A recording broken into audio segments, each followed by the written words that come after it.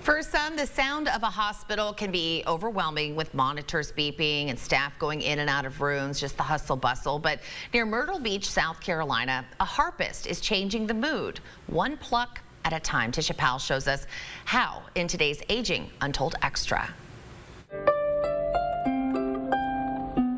Gentle notes drift through the waiting room at McLeod Seacoast Hospital, offering quiet comfort on one of its busiest surgery days.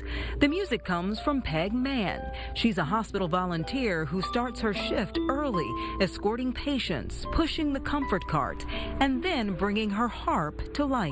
And I like it because you're just the background. You're not the center of attention.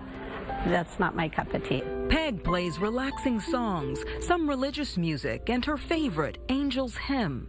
Aging Untold expert Amy O'Rourke says music can have a powerful effect in stressful medical spaces, especially for patients and families waiting for answers.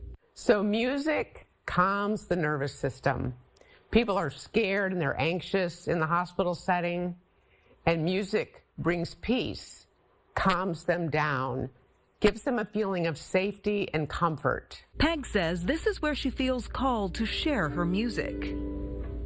I've played 5 weddings before, and I've played in church, but this is what I like to do. And when she's not playing, Peg checks in with families, talking, listening, and offering comfort beyond the music. I feel like I have new friends every day when I go home.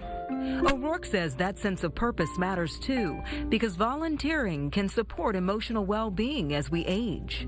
When older adults are giving in this way, they're really strengthening themselves, healing themselves. Giving to others gives that emotional connection, sense of purpose in a really deep, long-lasting way.